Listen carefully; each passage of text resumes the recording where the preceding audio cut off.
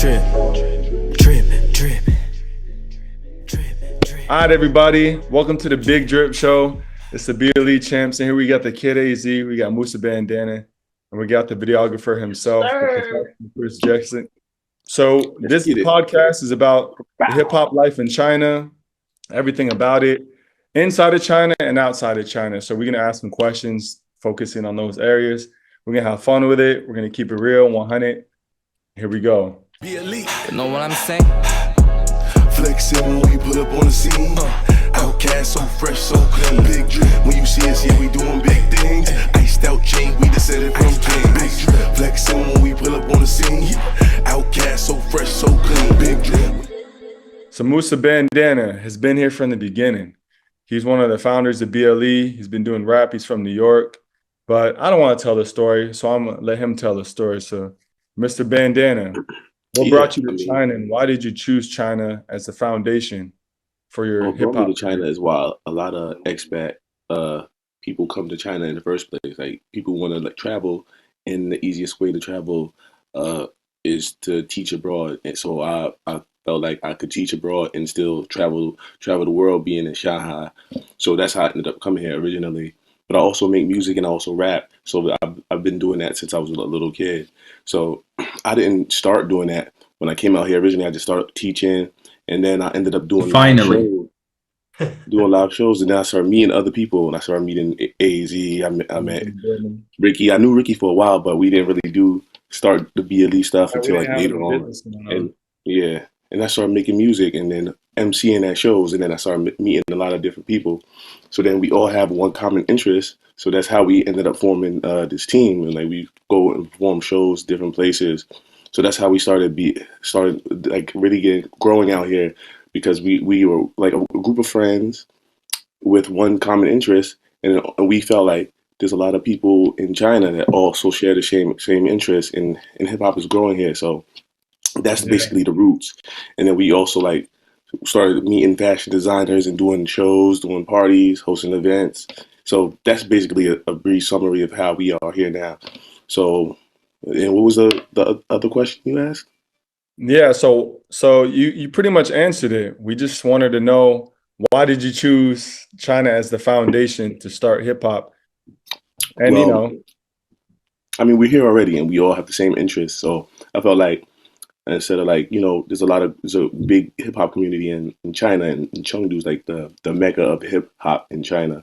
So I felt like instead of like them seeing what they see on TV and just like copying and pasting it, what happens a lot usually, they can actually have that authenticity and, dealing with people from the West, like America, Morocco, Caribbean, Nassau, and all that. So it's not just like a copy and paste. They actually like see us, and they can actually build a bond with us, and really can actually relate with us, and have that sense of authenticity in their music.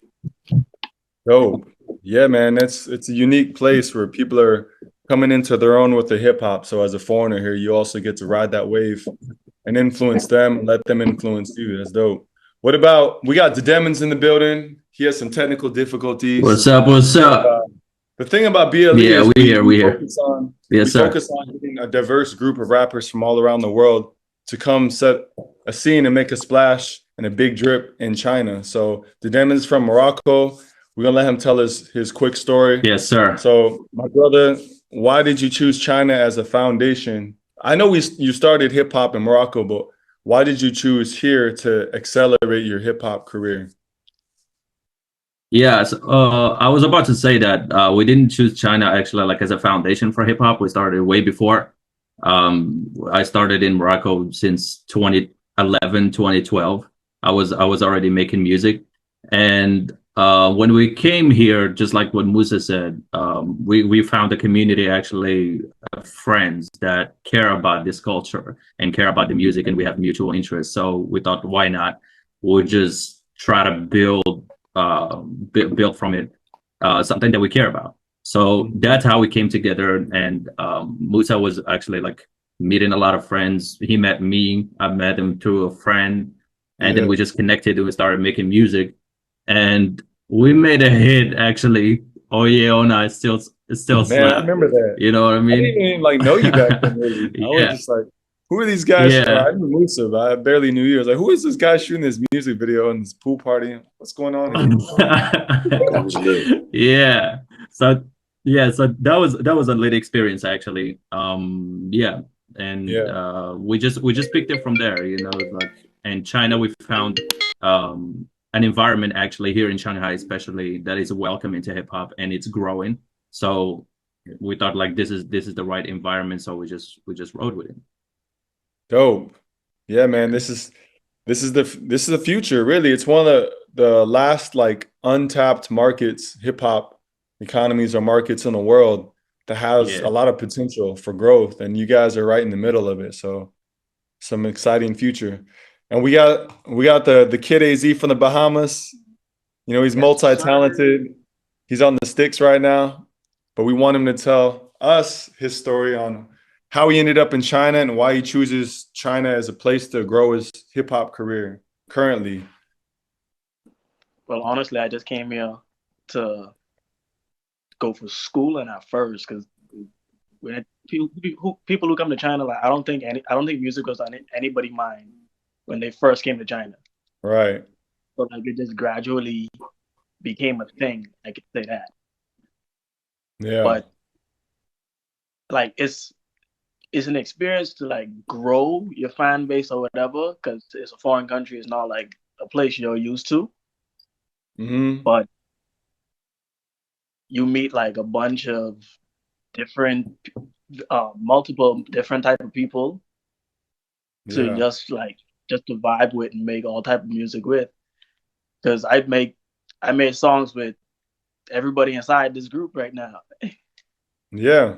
Pretty much. I got We Lit with Med, I got Fashion and Slow Down with Musa. Yeah. And other So artists too, you Yeah. know? it just Yeah. shows you that you can come together with anybody in this country and do what you got to do. Yeah, not just Yeah. foreign artists, local artists too. And the local Yeah. artists are also willing to work with foreign artists because they don't really hang out with foreign artists. They only like really socialize with Chinese people. So they want to work with foreign artists. It's like they were back there. It was easier to perform with maybe a bigger artist in China rather it is than you may be in the States or something like that because like in the Yeah. States you need to know people, you need to have these connections. Here it's like, oh, they see you're a foreigner, they'll probably work with you much easier than maybe in the But Western that's countries. the Yeah, I thing about agree. over here too, though, because over here, like you you could meet a famous person, don't even know they famous, Hmm. and you could vibe Yeah. with them better than anybody. Yep. Yeah, you know, Shanghai is a unique place in the world because it's probably the most diverse in my experiences here. It's the most diverse nationalistic wise. There's so many nationalities here, probably more than any other city in Asia, in my opinion. So with that diversity of all these different cultures, all these different styles, and they all just kind of blend together. Like I didn't plan on doing BLE when I first came here. I mean, we're teaching, right? So we were teaching, we were traveling, but then we all obviously share that common ground for hip hop. And I was trying to look for business opportunities, and because China is still growing Yeah. and it's opening its doors to the world, it presented opportunities to start the business side of Best Life Entertainment as well. So that's how Musa and I got involved. I try to handle the business aspect. He did the music and entertainment. So yeah, it's a great place. It's built a foundation for us. Even our guy Chris Jessick over here can attest to that. He's here in China doing videography. He's killing it. He's helping us with all kinds of aspects of the visuals. So since you're in here in this meeting, we're going to give you some love too. Why did you choose China as the foundation for your video company, your editing company? Thanks, man. No, I first started doing business out here in mainland China back in 2011, and my brother lives in Hong Kong, and he's been out in Hong Kong for about 8 years. So he and I are both musicians as well. I was doing some producing of hip hop when I was in Brooklyn before I moved out here in 2016. You can see I've got a music studio behind me, but I come from kind of like more of like a punk rock and metal background, and then DJing. As Yeah. far as just living in Shanghai, it's definitely like you were saying, it's got a lot of promise for creativity into the future. You know, there's a lot more room to be able to accomplish new creative things here, in as opposed to other cities, like maybe like New York, where it's already kind of there and it's already happened Right. in a big way. Right. You know, there's more room. And then also, I love just doing business across other cities like Chengdu, Chongqing, where there's a great hip hop scene and everything too. So yeah, man, it's always exciting. Oh, yeah, man. Thanks for that insight. Back in the stang, I'm rocking these clothes just so you know I come correct. I walk through the door, show respect. Meet the 44 if you disrespect. I'm not too sure, but I'm way too blessed. On the takeoff tour, the girl say yes. That's your girl, I'm not impressed. More interested in signing checks. Fresh like me, that's the lifestyle. Roll VIP, that's the lifestyle. Don't need no ID, check your lifestyle. She down with the team, cause that's the lifestyle. Drip.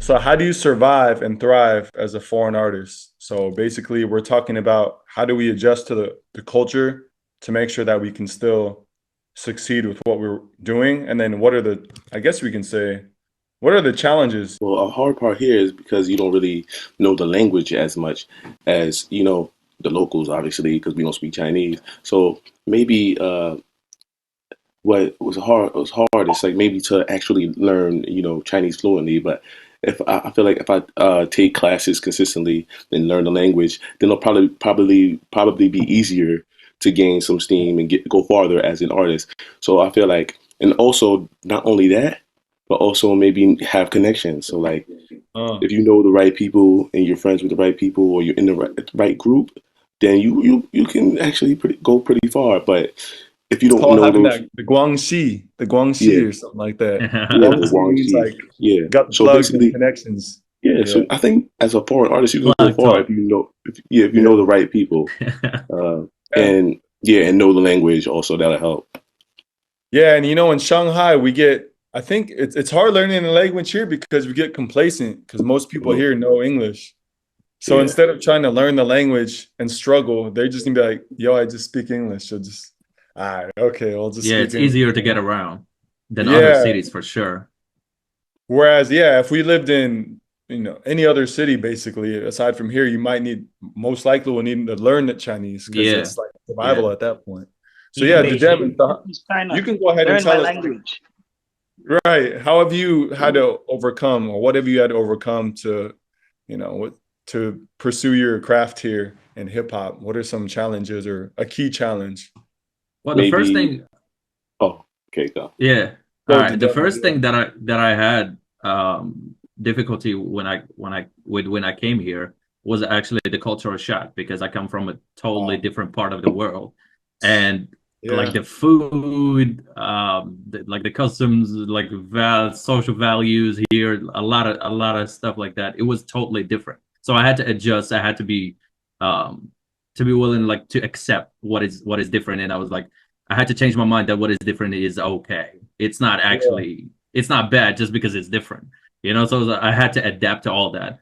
But also, when I first came here, it was mainly for business. Then because I had stopped doing music at that time, and I didn't record anything for like a year and a half. So, Yeah. and after that, when I got back to Morocco, then when I started recording again, because I Mm, was like just writing, but I didn't know anybody here the first year. That right. was actually the most difficult part. That I have a lot of stuff that I'm writing, but I can't record. I still don't know people. I don't know how to get around. I don't speak the Right. language. Get And the apart studios from and my all job or from the people I was dealing with, yeah, apart from my job or from the people I was dealing with, like I knew nobody. I would still go out like the bars, clubs, stuff like that, but that. I still don't know anyone.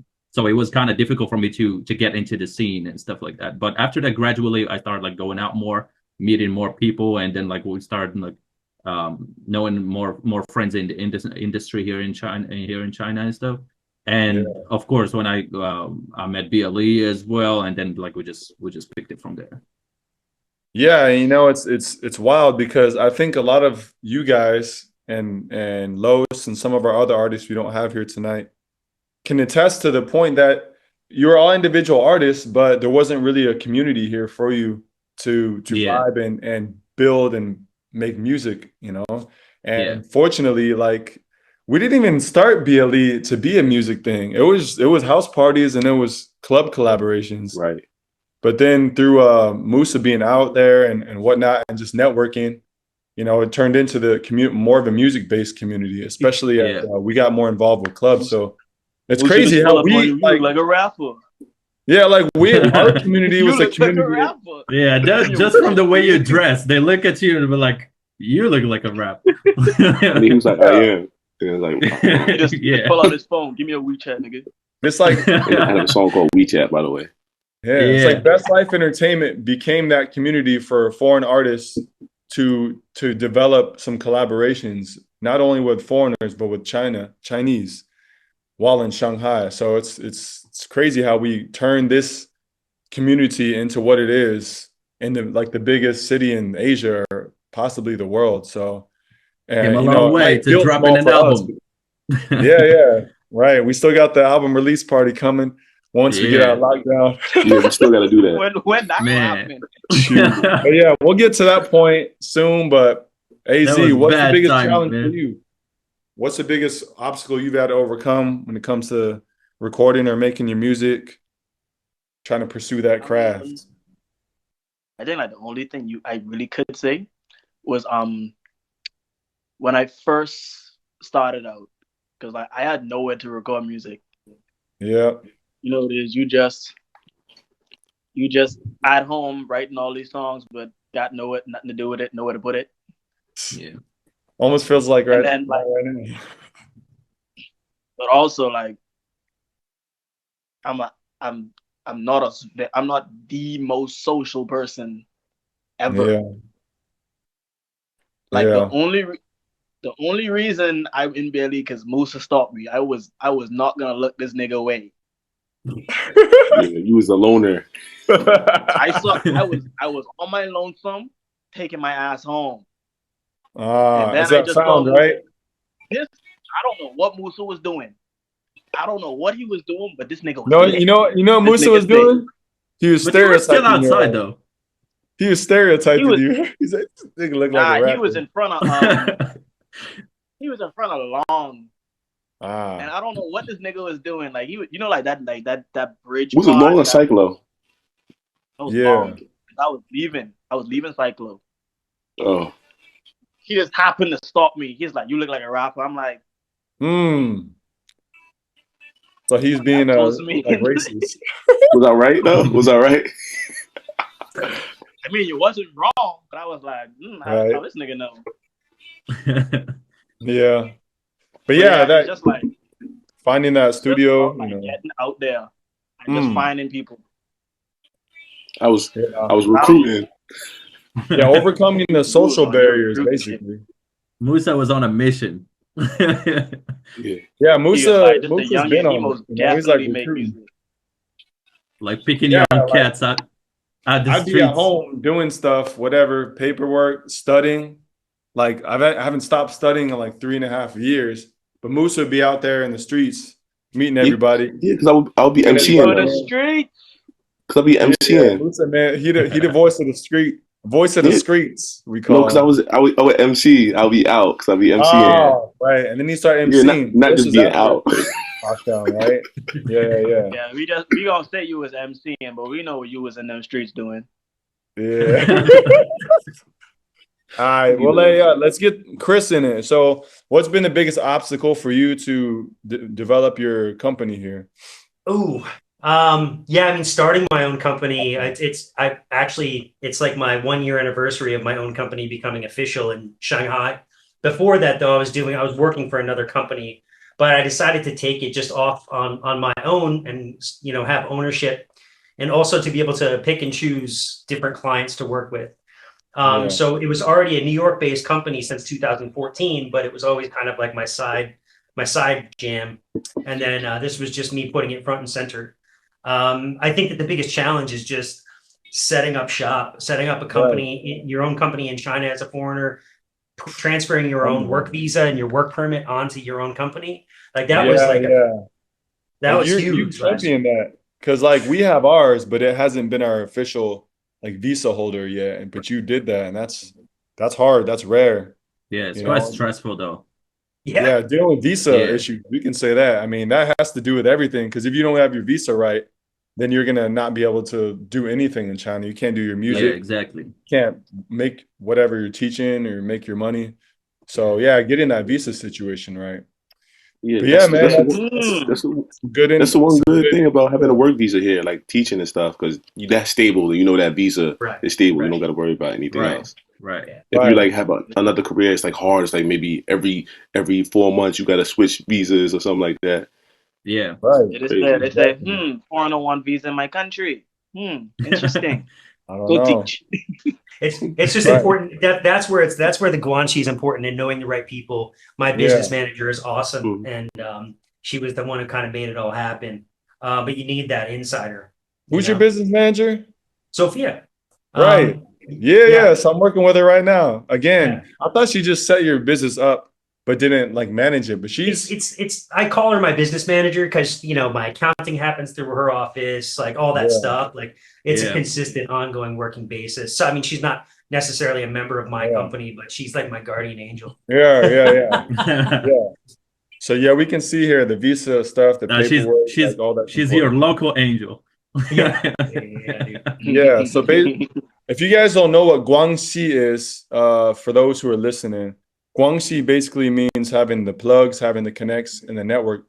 Because for many Chinese businesses and individuals to become successful in China, they usually have a strong family and social network to help them elevate and get to the next level, and actually get over certain hurdles and boundaries, whether it's government or whatever. Like having a guangxi or person on the inside can help you bypass a lot of stuff you normally not be able to bypass. So that's guangxi. Look at my neck, it dripping like water, Versace my vest. This shit you can't order, can't copy my style, can't copy my fashion. Fuck with my crew when we ready for action. She love when the kid high fashion, diamonds all over, she like when they dancing. Turn on the camera, the flashes they blasting. Turn up the faucet, my drip fill up glasses. Lights all on me, she wanna fuck cause she want it. She won't give head for the fashion, she wanna ride for the action. Drip. All right, so we've been out here. We always in the streets. We out found 158, the social epicenters of Shanghai. It's always cracking. It's always lively. It's always litty. And we just want to know, like, what's the best thing about the nightlife scene that draws you out and makes you want to just be in the moment? So we're going to start with the Da-Demens. We're going to run it through you, and you hand it off to the next. So what is it about the nightlife scene that brings you alive? The nightlife here in Shanghai, especially, it's wild. Yeah. Here in Shanghai, it's wild.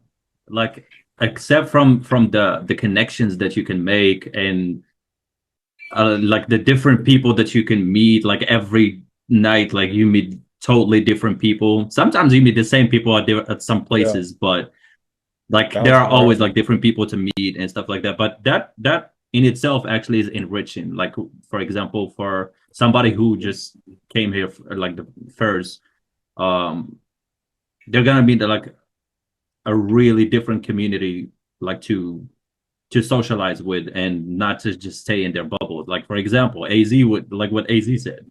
At first he was a loner, but then after that it's like he just started knowing everyone. I can almost even say the same. Nah. You gotta take that back. Nah, I don't know everybody. Everybody know me. Well, if you put it that way. I don't know. Just somebody. Oh, I've seen him before. Yeah, I recognize that guy. Yeah, like that. He looks like a rapper. That's what it was. He looks like he raps. He's black. He's wearing jewelry. He looks like a rapper. Yeah, but that's all I can say about the nightlife in Shanghai. It's very rich, actually. Like everything, whatever it is you're looking for, you can find it in the nightlife of Shanghai. That's it. That's all I can say. That's a good way to put it. So Musa Bandana, we know you're the man of the streets. So tell us about your nightlife escapades. I wouldn't say all that, but it's cool. Shanghai nightlife is pretty good. Like, I remember when I first came to Shanghai, I wasn't even expecting it to be like this. I thought it would be like, okay, you go there, I'm gonna go to work. People was gonna be more low key, kung fu on the streets. Yeah, Doing kung fu on the streets, tai chi. I mean, you can actually see that sometimes, but Well, like the old people doing Tai Chi on the streets. But what stands out here in China, you Shanghai didn't is the expect it biggest to be city. like Vegas style nightlife, or like what's Yeah. another city? You So know, like maybe Americans, okay. Western. Yeah, I wasn't expecting that, but actually, it could be like Vegas, but without the gambling and Uh-huh. without the strip clubs. Right. Yeah. Other Yeah. than Well, that, yeah. you can say it's similar Right. to say the I least. agree. Well, I mean, we all know why. You know, the women out Mhm. here, they're beautiful. They come from all different places, just like we come from different places, the artists. So it's a beautiful melting pot of opportunities. You know, if you like Eastern European, you can meet Eastern European girls. You can meet African girls. You can meet, For you know, sure. obviously Asians, but mostly Chinese. Although there are a lot of Koreans and Japanese here. So Yeah. it's a great place to, you know, not only make music, but also make some beautiful connections with the local girls and the foreign girls here. So yeah, it's one of those cities. Must be What about nice. you? What about you, Chris? What do you love about the Shanghai nightlife? I think it's just the diversity of options, you know, because I kind of have, I would say that my friends are kind of about half foreign, half local, Yeah, you know, and so I like that I can kind of like experience a lot of different things no matter what the options are. Well, ever since you guys, you know, opened, you know, and worked together at One Oak, that's always been an exciting place. yeah, Looking forward to it man, tell me. reopening. You know, Yeah, Yeah. it's yeah, that's Been a wild there while. because there's just you know there's just money there, and a you lot of can money, just see man. it. You It's know, it's crazy. crazy. It It's is. crazy. Yeah, So and I guess I can throw my bone in on that one is you know, One Oak, I work with One Oak or work for One Oak through BLE, but the clubs out here in China, the great thing about the clubs is that you can be meeting, like someone mentioned earlier, I forgot. You can be meeting people that are famous or connected or have the Guangxi. I think AZ mentioned it, right? And you can be at the club and you're just drinking and dancing. You don't even like know who this person is. You're just vibing. You get their WeChat or their contact. WeChat's Hmm. the messaging platform here Yeah. in China. Yeah. And then you just chopping it up. You both are getting drunk. You're just vibing out, and you realize this person owns this and that, or does this X, Y, and Z. And then now you hit them up the next day. Yo, it was dope having a drink with you last night. You mentioned this. Yo, let's talk about this in time over whatever, over a coffee or something. And then yeah, you got that plug. You got that Guangxi. So you're building that network. So being out in the nightlife scene, especially One Oak, where a lot of people spend money, uh, it just shows how the diversity and the nightlife scene can also uh, spawn other opportunities. So yeah, that's what I gotta say. There's a lot of networking that can happen in these big clubs. What about For sure. AZ? Yeah, yeah. You I'm got just What's something the latching to on say? to kid what like? y'all saying. Huh? Yeah, you I think you had agree? something to say about that. So Y'all say most of the stuff. Like Yeah. All right. Well, it's no just worries. just a bunch of connections out here. yeah, like Yeah. you wouldn't find that in the States like how it is out here. Like you Oh just hell Nah, no. man. like a famous person just come up to you and be like, "Hey, what's going on?" Nah, they Nah, too greedy. they They don't give a fuck they what you bougie say. out there. Yeah. Right. They be like, I But like drive a here, Lambo. Yeah, Like as a everybody's foreigner acting here, That bougie. we ain't like my to homie. attract a lot of people. Yeah, as foreigners, like we are the rare objects or whatever. Like we're different, right? So a lot of the time things come towards us. It could be negative energy. Most of the time it's positive energy. So we kind of just attract attention by just being different. And when you attract attention, you know, sometimes you get other opportunities. So that's kind of how the nightlife thing goes here. And That there's must so many you got damn a dog clubs. feel. Yeah.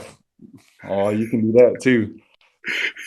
I What? mean, it's not our fault. You know, they choosing. You know, you just try to throw your swag out, No, no, put I'm some drip saying on. I just said like when you attract attention, you can bring other opportunities, and I was like, that's exactly how those Instagram models feel. Hey, Huh? you gotta love the love. Yeah, hey, Yeah, man. You Musa got to put rethinking his yourself career out now. there into the world, and then let whatever energy that you attract just come to you. So yeah. yeah, man. Shanghai is a great nightlife place. But Yeah, currently definitely. we're under lockdown. We can't do anything.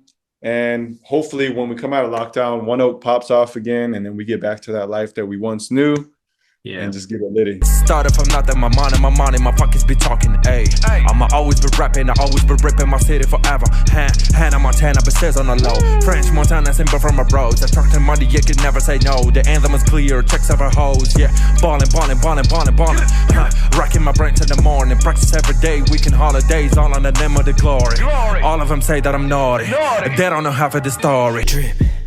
All right, so recently, since February 2022, Shanghai, as the world probably already knows because it's in all the damn news all the time, Shanghai's been under lockdown, COVID surge, but Chinese policy has you kind of stay home and take care of yourself and everything you got to do, whether it's music or business, from home. Right. So we want to know, like, how has the COVID lockdowns affected your music currently, and what do you plan to do as soon as lockdown's up? So let's start with the kid, and we'll go from there. Pretty much that whole thing, like, it would affect people like who don't have like a studio at home. Yeah, right. Because people trying to save up and say, all right, I want to build my little home set. But like at this time, if you don't got no home studio, all you could do is probably just try to find beats and write to it. Yeah, that's the most you could do. That's the most you could do right now. But if you're just preparing for when everything finish. But if you already have like a mic and stuff like that, it's fine. You just can't do like no visual shit or nothing. Yeah.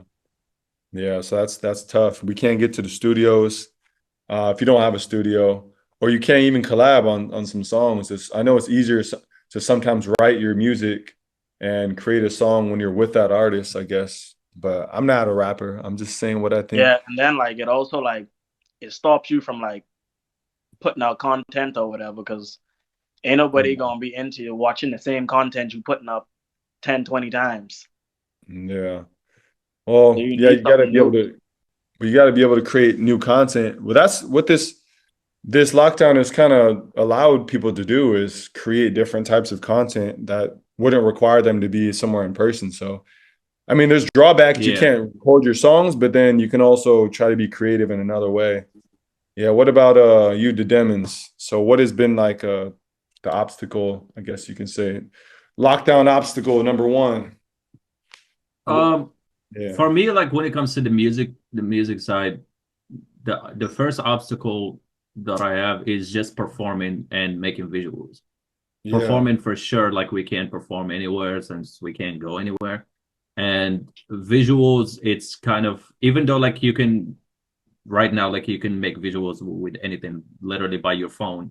You can use your phone to make a music video. That's what I did actually. Like 2 weeks ago, I shot a music video for the song "Come Through." It's the 4th song on the Ski series, and we shot a video actually in our neighborhood here, right outside. And I saw that. It was cool. It was cool. My neighborhood friends here, they saw it. They started sharing it here in the neighborhood. I think the whole neighborhood right now knows what I'm doing. They were asking me like in the group chats to throw like a virtual concert for them, or like just to go outside or like do something. But I set a plan actually that I might do a music video with them here, but of course like respecting all the the COVID regulations and guidelines of safety and everything. But I might do it actually. I have other songs, but when it comes to recording, I learned my lesson actually from the last time that I told you that I couldn't go anywhere, especially my first year here, that I didn't have my set at home, my studio set at home. I couldn't record, and that was kind of torturing for me because I need to make music like every day. I need like to learn something. So right now, like I'm thankful actually that I got my studio set at home, and because of the pandemic, like this is the second time, it just gives me like a boost every time. It's like I'm just making music every day. And since the lockdown started, I've been releasing music every week, like a song a week. We're actually on the 7th week right now. This week, I just released another song yesterday. and we're gonna keep it going. It actually encouraged me to release every week. I had this plan for so long, and I didn't execute on it. But when this lockdown came, I was like, okay, this is the perfect opportunity for me. I'm not doing much around, so I'm just gonna lock in and just keep creating, make music every day. Fully focused. Yeah, Yes, sir. yeah. Free, man. It spawns creativity and gets you get those, trying to figure out a different way to achieve your goals. A different, Yeah, for sure. Yeah, you're driving down the street and then there's a roadblock. And it's like, all right, I still need to get there. So how can I get there now? I got to go off road. So it's kind of like you're going off road and creating a new path. That's Yeah, dope. for sure. You gotta find a way. Yes, sir. Musa Bandana. Yeah, similar to what AZ said. Like, if you don't have a home studio, you can't record anything, but the most you can do is write. So I've been writing and writing to beats and stuff like that. I actually have like 3 songs that's ready to record right now that I finished and like to new beats, but I'm just waiting for them to open up and let us out to go record. I wish I, like the Demon said, if I had a home studio and stuff like that set up, then I would be just making a lot of content with music wise. Also visually, I can't like make music videos and whatnot. But I mean, the most you could do will probably be maybe live stream like your songs or something like that.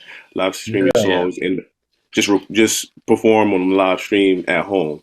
That's like what you can do as far as that goes. But other than that, it's like a waiting game. When are you gonna let us out so we can get back to the regularly scheduled business?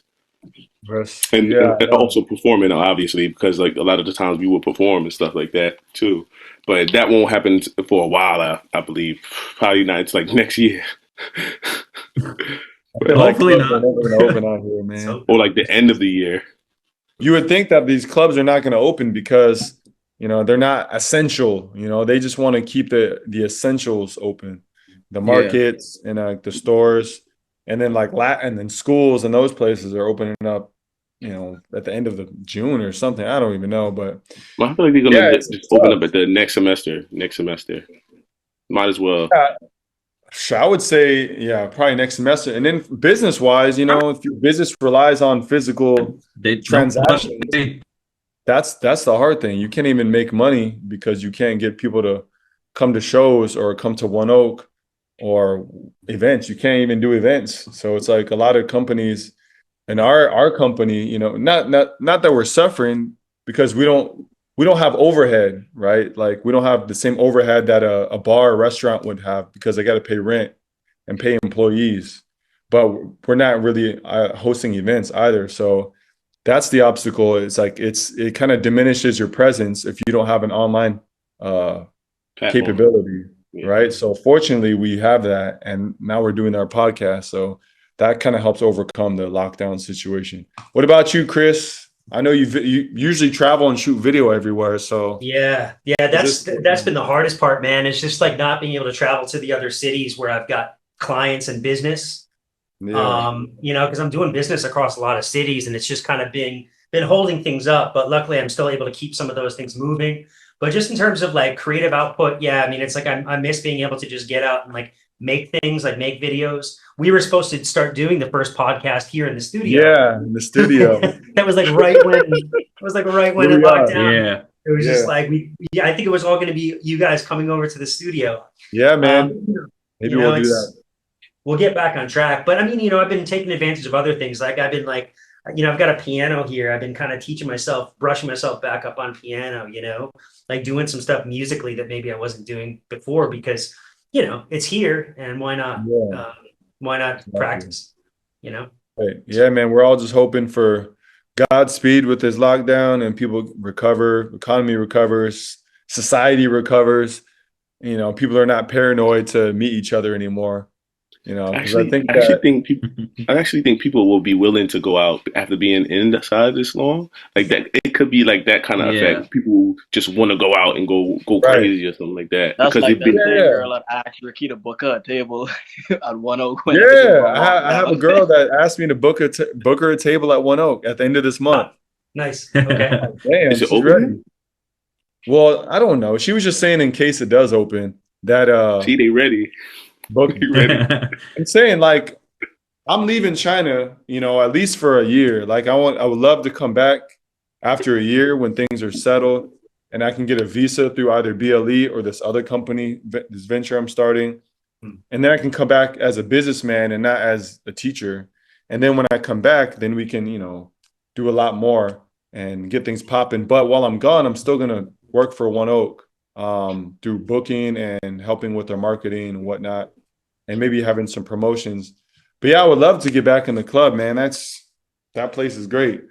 But I can't say that I miss it too much because at least I got more sleep. You know, you guys know I was working at crazy ass, like sleeping 4 hours or something, and then going to work. Yeah, it Anyways, drains your energy. Yeah, man.